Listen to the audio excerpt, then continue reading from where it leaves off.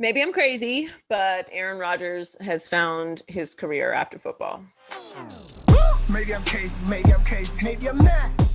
Welcome to Maybe I'm Crazy podcast. I'm Joy Taylor. Thanks for joining us this week. Hope you enjoyed the men's and women's tournament this weekend. I did. It was a bunch of great competition, and now some more crazy pre-draft news. Sam Darnold going to the Panthers. What is Atlanta going to do?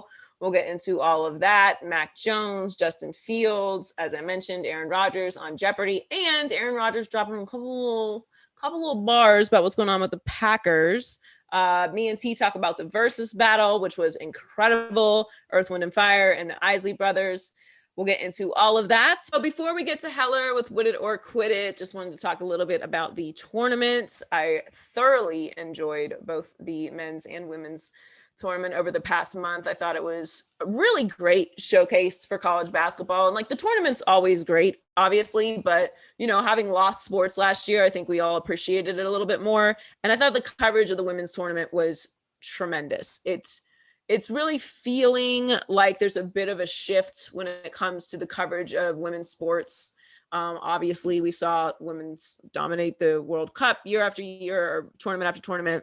And, just kind of the acceptance that led to when it comes to the women's national soccer team. And I think that's happening now with women's college basketball. And I hope that transfers a little bit into the WNBA, because I thought they did an amazing job of really telling the stories and creating stars. And that's a big part of what the tournament is. And that's why so many advocates for college basketball love the tournament so much and encourage guys to go to college and not go to G League or overseas and try and support and campaign college basketball, because they think it gives you a bigger platform. Well, similarly for the women, I believe it did that this year as well. I thought that obviously the women's championship game was a bit more exciting than the men's championship game, but Gonzaga was just really not ready for the physicality of Baylor. So that was a blowout the whole game. But I want to congratulate Baylor and Stanford on incredible tournament runs. The coverage was amazing. A lot of great stories, a lot of great moments. Sorry to UCLA.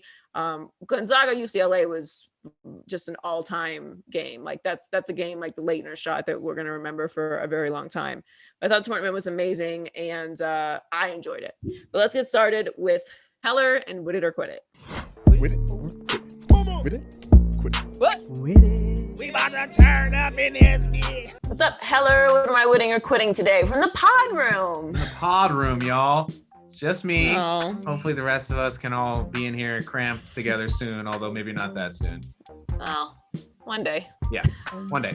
Anyway, Sam Darnold made it out of Manhattan after 3 years of getting hit, seeing ghosts, and disappointing his number one fan, Colin Cowherd. The Jets moved the former USC standout to Carolina for a 6th-round pick in this year's draft and a 2nd and 4th in 2022. The Panthers are not pretty, and the Jets are getting ready to start their 12th quarterback of the last decade. Joy, the Jets should have stuck with Sam Darnold. Wit it or quit it? No, definitely quit it. Definitely quit it. What? You got to start new. You got to. That's how it goes. First of all, they have to pay him. They have to pay him if they keep him. And if they keep him and he's not great, then they're really screwed because they have the 2nd overall pick this year. So no matter what they were going to do, they had to move on from him.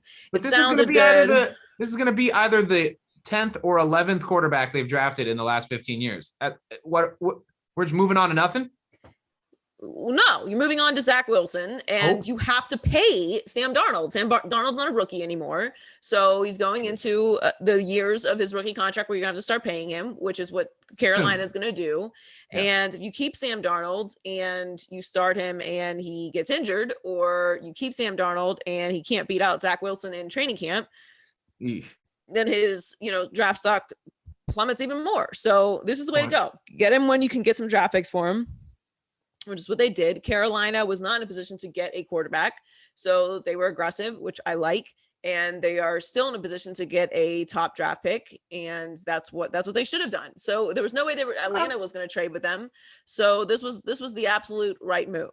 They get a guy who has a little scruff on him. He's a little polish. Maybe he needs a year of quarterback rehab, but this is what you had to do. The Jets were always in this position because they had the second overall pick in the draft. And I think that the Adam Gase stench needs to be, bleached off and start anew. I don't think Sam Darnold is done. I think he has a lot of talent. He just needs to be in a better situation, which now he is. And now the Jets can start anew. Also, you have a new head coach in Robert Saleh. You want to give him a good couple of years without the fan base freaking out. And if you keep Sam Darnold, then the clock doesn't really reset for Robert Saleh. Then it puts him in an immediate turn this guy around mode, as opposed to, you have a rookie rookie quarterback in the AFC East with Bill Belichick, with Sean McDermott, with Brian Flores coaching against you. We don't know what Tua is, but we don't know what Cam's going to do with Bill Belichick, but it's still Bill Belichick, and the Bills are great. So now Robert Saleh has an actual couple years to sink or swim, which he should and he deserves. I think that I don't really know what to make of Zach Wilson. Yeah. I don't know that he is the answer, but I think their defense is going to be substantially better with Robert Saleh at the very least. And they have made some offseason moves that I like.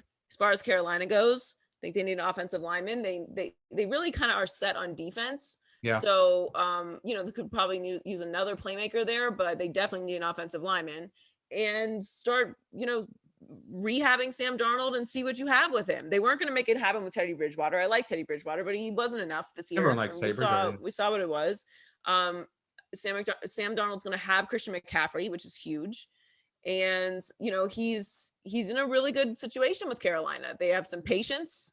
That division is very interesting. Now, obviously, Tom Brady's in that division, so we're assuming that that's how that's going to go, at least for another year or two. But, if you develop him, who knows? Maybe you have your franchise quarterback. Now, as far as the Jets go, look, I don't understand how Zach Wilson jumped Justin Fields, but he has. And one throw. They're really seem to be all in on him because everyone is assuming that they're going to take Zach Wilson and he's the guy in New York. Now they could, flip it around and take Justin Fields or Trey Lance, but I don't think that's going to happen. Certainly there's no talk about Mac Jones.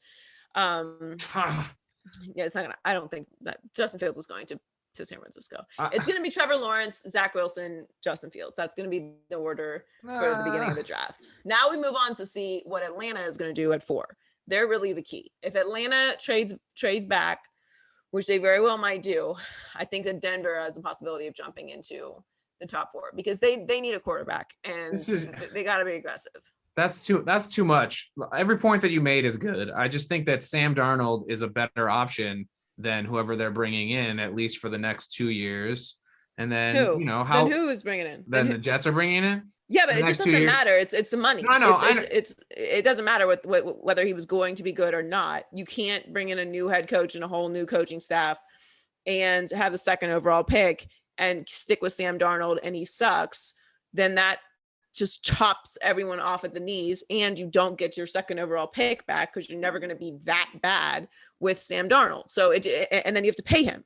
So it didn't matter whether he's as good or not as the rookie quarterback you're coming in for the next 2 years. The money scale just changes everything. And the fact that you brought in a new head coach, you want to give him an actual opportunity to not only draft his guy and their guy with a new coaching staff, but also have the full-time media fan base and just the scale of the NFL and contracts to actually develop him.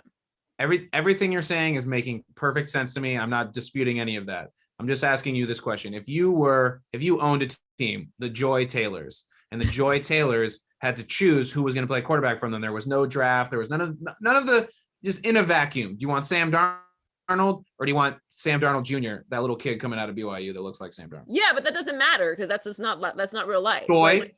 It's not even a fun game because it just doesn't apply. Of course, I think Sam Darnold is better than Zach Wilson right now. That's all I need to instance, but that doesn't apply to anything that's actually going to happen. In real life, you have to pay people. In real life, you have layover from Adam Gase. He needs a new situation. There's a lot of factors that go into it. So it's not really a fun game because it doesn't apply. Yep. I think Sam Darnold's probably better than Zach Wilson right now, as most even mediocre quarterbacks are better than most rookie quarterbacks right now. But that doesn't mean anything. Like they could not be. I don't think he's going to come in and be Justin Herbert, but it just doesn't apply. I'm just going to hypotheticals here because in real life the Jets lose and that's pretty much it. So I mean, probably yes. Like, do the Jets lose this trade in real life? Probably, but I think right now it's the right move, and it was the only move they could make. Yep, and hopefully the Niners don't take a flyer on Mac Jones at 3. Hopefully. All right.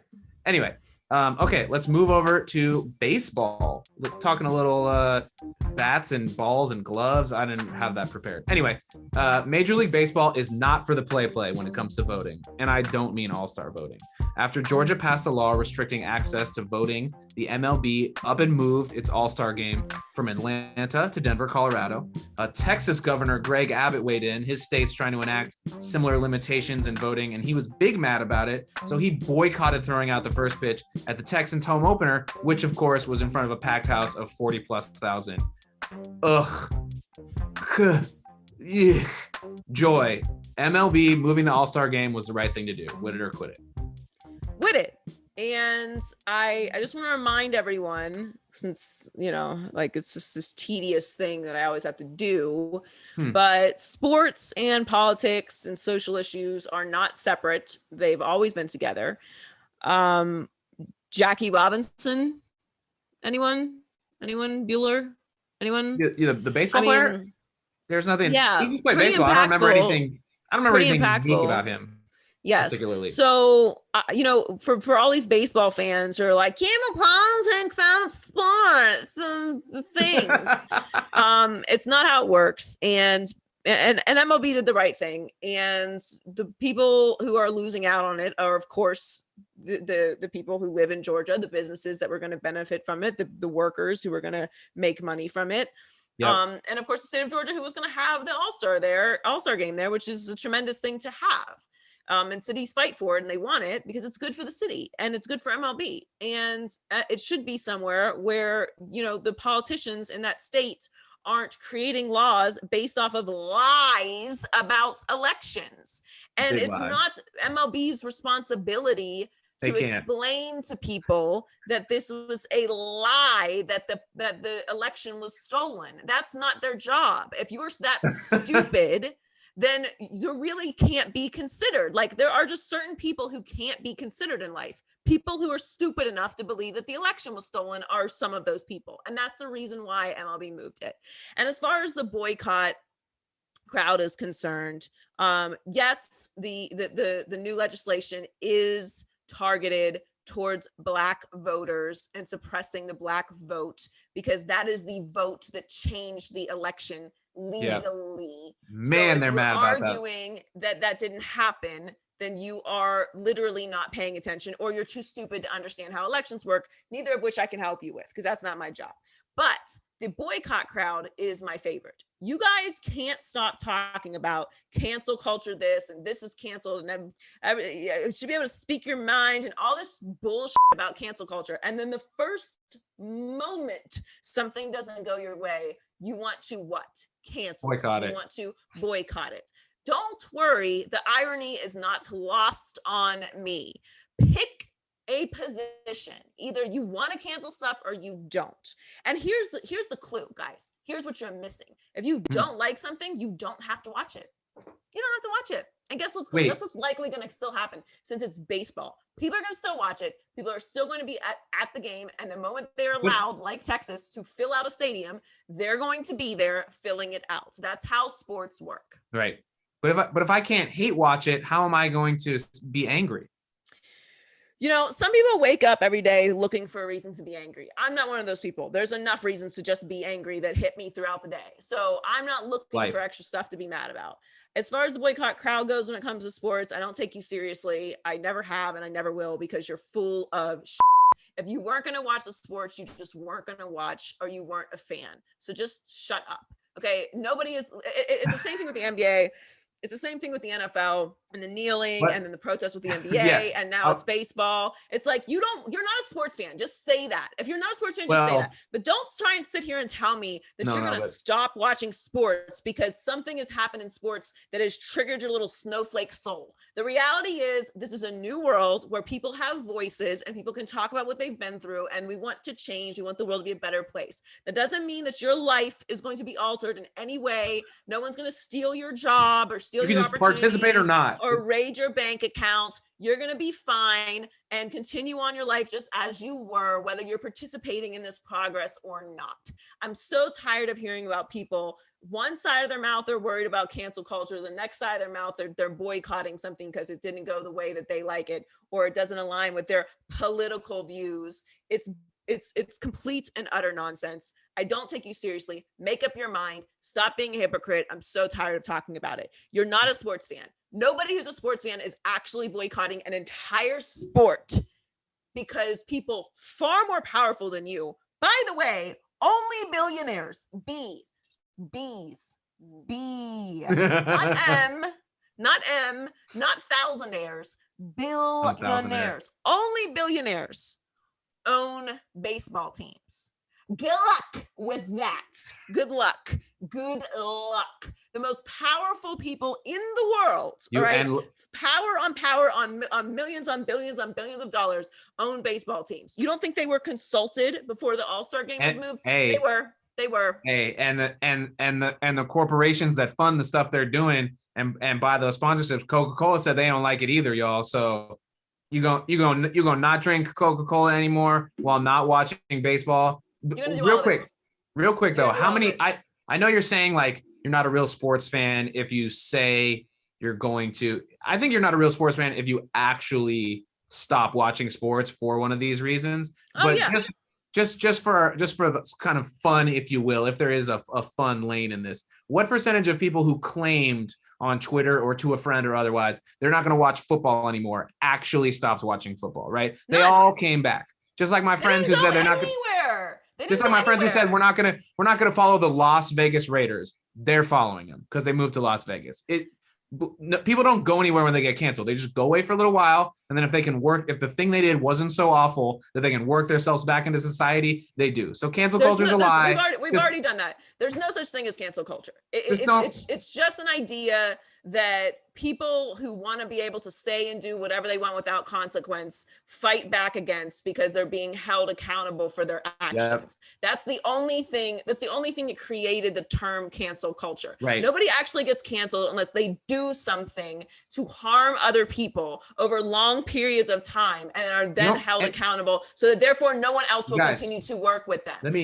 Like people who sexually assault people. That's who has actually been canceled. Right. So there's no such thing as cancel culture. You're not going to stop watching sports and stop worrying about money moving out of towns and start worrying about electing officials who aren't trying to suppress the vote, which, by the way, while y'all American and patriotic and stuff, that's what this country is supposed to be about. Elections, the people choosing who represents us. And that should be made to be very easy. And just because your particular official a politician that you voted for didn't win doesn't mean that it was rigged. That's not how real life works. Just because you didn't win doesn't mean that somebody cheated.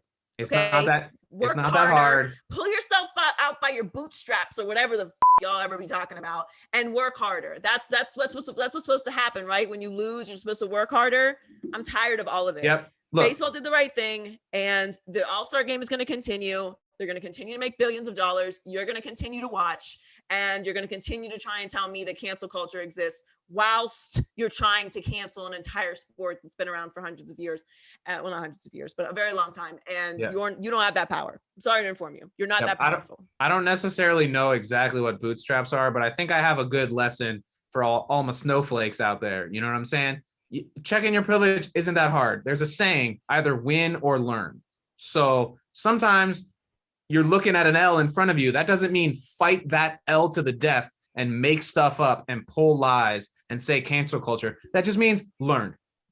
That's all. It's a good lesson. What's up, Donnie? What's going on at high key, low key this week?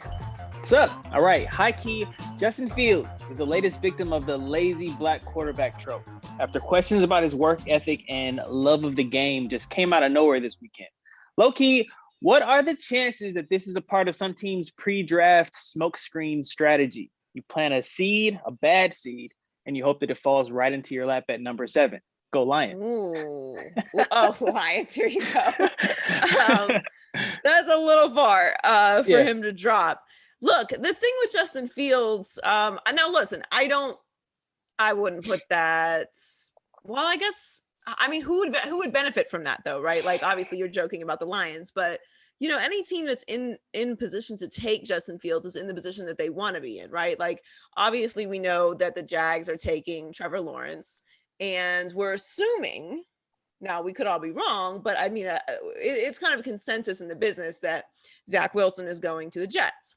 Yeah, seems that way. I think that's kind of crazy because Justin Fields has been 1 and 2 with Trevor Lawrence for like the past 2 years. So I think it's kind of crazy that now all of a sudden he's dropped, and like there's conversations about Mac Jones possibly going to San Francisco at number 3. Yeah. Now, I don't think that that's happening. But again, like the only 2 teams that really like need to compete with each other are for those kinds of like rumors and stuff are the Jets and San Francisco. And like if San Francisco's assuming that the Jets are taking Zach Wilson, so they have their pick of Trey Lance or Justin Fields or Mac Jones. So like what's the value in like lowering his draft stock? It doesn't matter.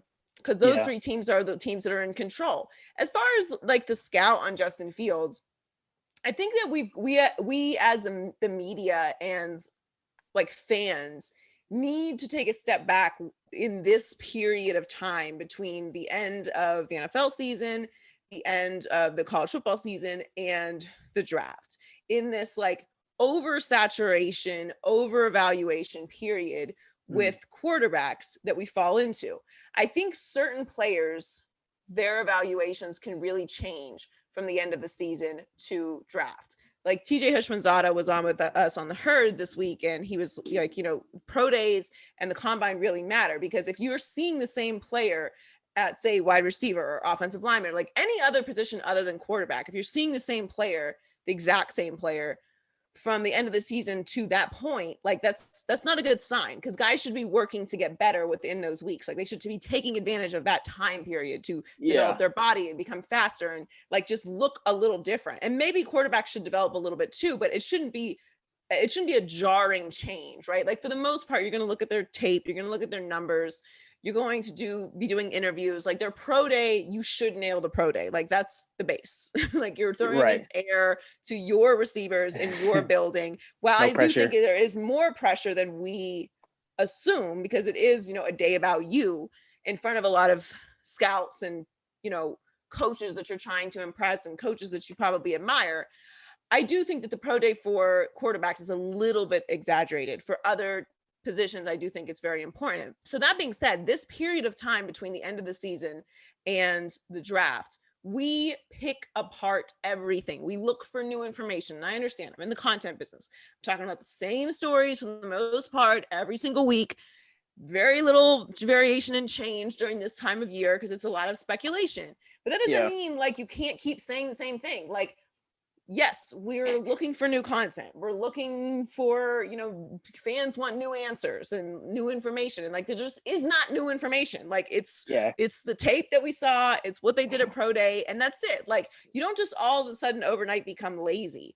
And, you know, I'm not saying that that's like exactly what happened here, but like, we got to just take it down a notch with this picking apart like, I think Justin Fields has become a victim of being completely picked apart as a quarterback. Like he is and was the number 2 guy. And at some points it was like, oh, like, is he maybe better than Trevor Lawrence? I don't know. Let's see. Yeah, that question was back asked. to Trevor Lawrence, but he wasn't so far down. Like the fact that we're having conversation about Mac Jones over Justin Fields, to me, even Trey Lance over Justin Fields to me is kind of crazy. And I like Trey Lance a lot, but I'm like, we have seen Justin Fields do it on a big scale, like high pressure, intense situations, best competition, and he's been great. So like, what am I missing here? So I just think we're over evaluating it. There's always some guy that gets picked apart and gets over evaluated.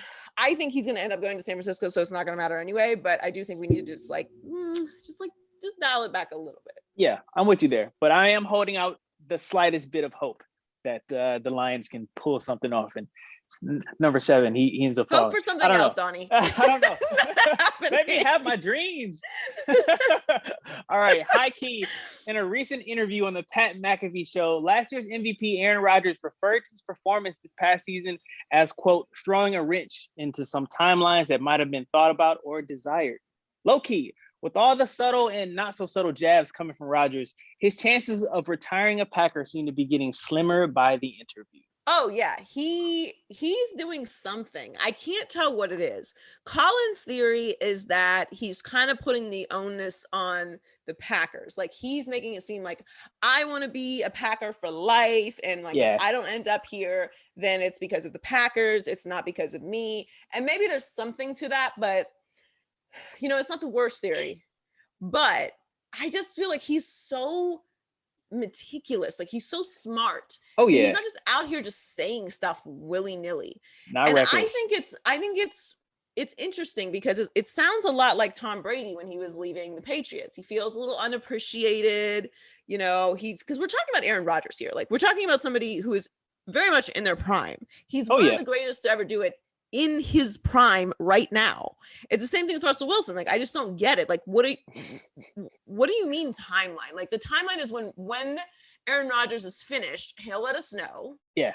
And then we will proceed accordingly. Like if he's kind, he'll give us a year notice so we can start making some plans. But like who is this worked for? Like we are watching the Patriots in this scramble situation. Last year was a disaster. Maybe they'll be a little bit better this year, but I don't think they're going to be like winning playoff games, which for the Patriots is insane. And like, what was the big deal moving off from Tom Brady, who just won a Super Bowl? Like, who is this worked for?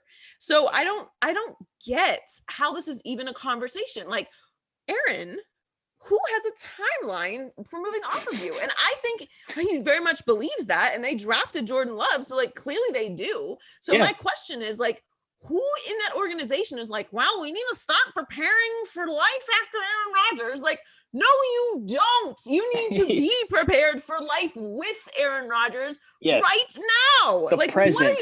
What are you talking about? Be here now, Ram Dass. Okay, go listen to the podcast and get yourself centered, because this is the moment. It's like what the Packers, honestly, you know, we give the Lions a lot of I don't give them a lot of credit for how bad they are. No offense, but like the Lions have been pretty dysfunctional for a long time. The Packers skate by because they're not dysfunctional. They're always good and occasionally great, right?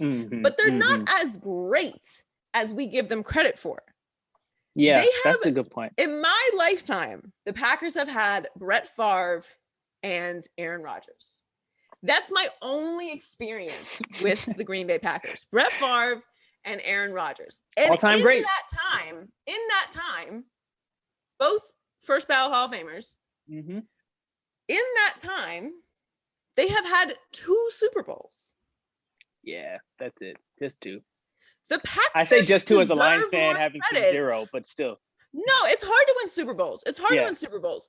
But like, man, you should be there. Like, they should be the Patriots. Like, not 6-7 Super Bowls, but like, you should have more, and you should be putting the fear in people every time. And it's like, I think we just kind of are like, yeah, they're always great. Like, are they? Like, they're always good.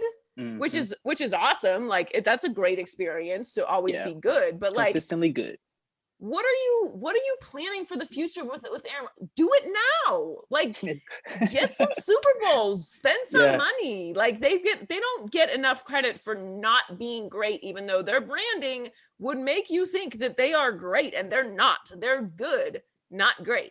Like, the fact that Aaron Rodgers, coming off of an MVP season, is talking about he might have slowed the timeline. Like, what? Why does it exist in the first place? About? There is no timeline. Trash the timeline. Whoever had the timeline idea, bye. Put that in the garbage. It's right now. Stupid. I don't know. When he is done and when he officially retires, I feel like he has a future in game show hosting. So like, he's got that waiting for him. That Jeopardy was good. Aaron Rodgers like killed Jeopardy. His dry wit was perfect for it. So good. Yeah, it was. All right, high key. We are in peak mock draft season, and according to several respected experts, including friend of the pod, Daniel Jeremiah, signs are pointing to San Francisco taking Mac Jones at number 3. Low-key, if the hype is true, are the 49ers on the verge of making a big mistake? You've already said kind of how you feel about this. I don't get it with Mac Jones. I don't get it. I think the opposite of what is happening with Justin Fields is what's happening with Mac Jones. There's this overanalyzation, and now all of a sudden everyone's like, wait a minute. Hold it, Tick.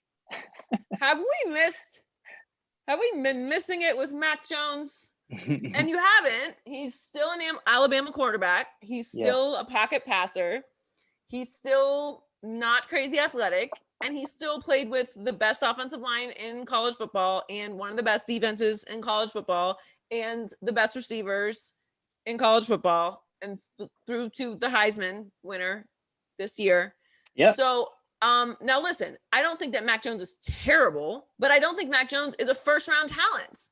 And how he all of a sudden has jumped Justin Fields and Trey Lance, who we've been hearing about for 2 years, to me is mind-blowing. Like, what did he do? Is he send out some bribes or something? Like, what is happening? What am I missing here? We are still evaluating Tua, an Alabama quarterback, who did not show anything special last year. He's like somewhat capable, and now the Dolphins are sticking with him. And he was like the most celebrated, spectacular college quarterback to come out of Alabama ever. Yeah. And now you're talking about taking Mac Jones. Like, pump the brakes. I don't think this is actually happening. I think this is just some like this Mac Jones hype train. I don't think John Lynch is going to allow that to happen. I don't know why Kyle Shanahan would want that, but and look, like, this isn't me like bagging on Mac Jones. Like, I didn't even take this seriously before we got into this period in time where we're leading up to the draft, where all of a sudden, like, I'm like, what are you talking about, Mac Jones? Like, Mac Jones? This is what we're talking about right now? Like, when did this happen? It was not even a conversation during the season. And now all of a sudden he's like, could go number 3 to the 49ers. I don't get it, but I don't think it's going to happen. I think they're going to take Justin Fields. But if they do, man, this shock the world, and you better be right. Ooh, you better be right. Yeah. I'm ready to start recapping the draft as opposed to previewing it, because it's so hard. It's all speculation. We don't know what we're talking about. We got a couple more weeks. Yeah. But then like even after the draft, then we like grade the drafts and we don't know. And then we really don't even know until 3 years after the draft, so we can like fully evaluate. But this is what we do. It's a cycle. Yeah.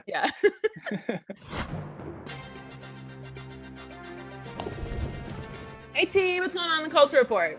Hey Joy, so I do want to mention prayers go out to DMX as he has been on life support, and I know that there's been, things in the news saying that he is has very little brain function and in a vegetable state. And so I'm just hoping that he pulls through, because it's just incredibly sad. I saw a bunch of fans, outside the hospital, praying for him. So really, really just praying for DMX at this time. Yeah, absolutely. It's really sad. I mean, he's been such an influential part of culture and music and really sports as well. Like he has some anthems, and it's sad to think that, he could be in that state, but hopefully he will come out of it, and hopefully we're, going to get some good news about it soon. But yes, definitely prayers up for DMX. Yes, absolutely. So finally, they released the full trailer for Space Jam 2: A New Legacy. And, Joy, it looks really good. I mean, I'm here for it. I love a good father and son storyline. Love the fact that LeBron's playing himself. I feel like I kind of knew that. But I'm pretty stoked that he turns into a cartoon. As an adult, I am guilty of watching cartoons, so I think the inner child in me is like super geeked about that. I also saw like Flintstones, Yogi Bears, Scooby-Doo, and things will just take everyone like back to their inner, like their childhood. Obviously Zendaya is the voice of Lola Bunny. I'm here for that because I absolutely love Zendaya. This film has been just talked about so much. I'm just waiting for July 16th to get here already, because I'm just ready to see it at this point. What did you think of the trailer? I loved it, and I'm ready to see it in theaters. Hopefully all the theaters are open here in LA. I miss going to movies so much. I loved it. I wasn't really sure what to expect. I gotta be honest, I didn't have any expectations. Like I didn't have any visual impressions or like expectations. Like I didn't know what we were going to see. So I was actually very impressed. Like I like all of the different elements of it.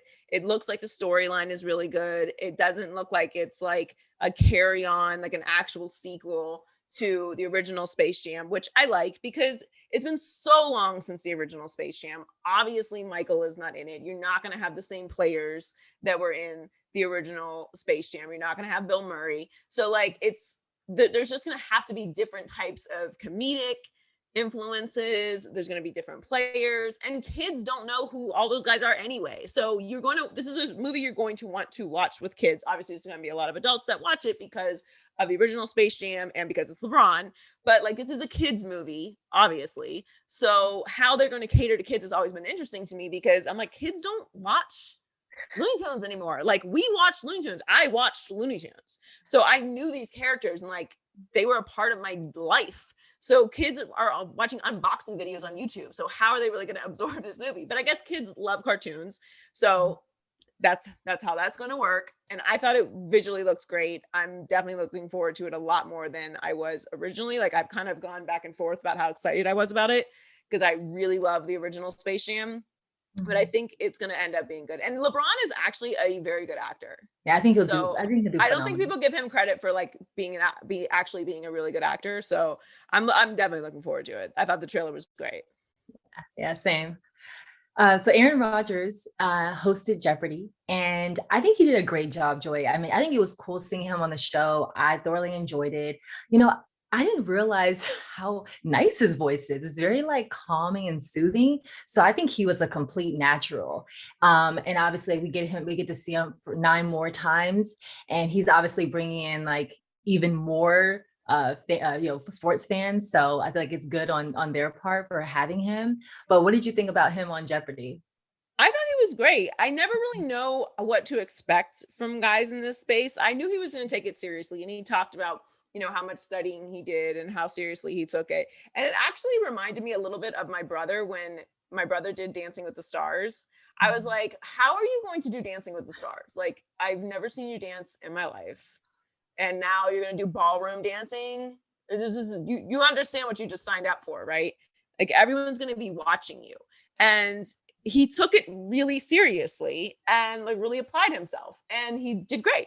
And so like when I was watching Aaron Rodgers, I was like, oh yeah, like that makes sense. He's very smart and he loves the show. He's a fan of the show, and he didn't want to go up there and like look crazy. And I thought he was really good. Like he was, I watch TV shows a lot of times from and maybe not scripted shows, but like game shows or other sports shows or analyst shows. I watch from a TV perspective because it's my business. So I'm kind of critical of like little things that the average viewer is not going to pay attention to because I know what's supposed to be happening or how that's supposed to sound or what that transition was supposed to be. And he just has really good beats. Like he waits really well. He's like very patient, doesn't like rush the reaction. He's very methodical. I thought he was really good. Yeah, like his reaction to that field goal question was really funny. Like it was a perfect reaction. Like don't go over the top, don't give anything away. But I think he's doing a really good job. I mean, maybe there's a future for him, after he's done with the Packers. Look, the Packers are trying to move on from him. Me and Donnie already talked about this. Is nonsense. No, they're not. He's gonna play. He's a lot more football left to play. But when he's done, if they don't have a host, I think he's the guy. He's great. Absolutely, yeah. Totally complete natural. So the versus battle this week was wow, like girl, it was so good. The Isley Brothers and Earth, Wind and Fire, these icons. So I see you whole mood, right? Like these icons brought it. So it was a stage just full of talent. Like I knew almost every song. It literally took me back to like when I was a child and like hearing like grandparents playing these records.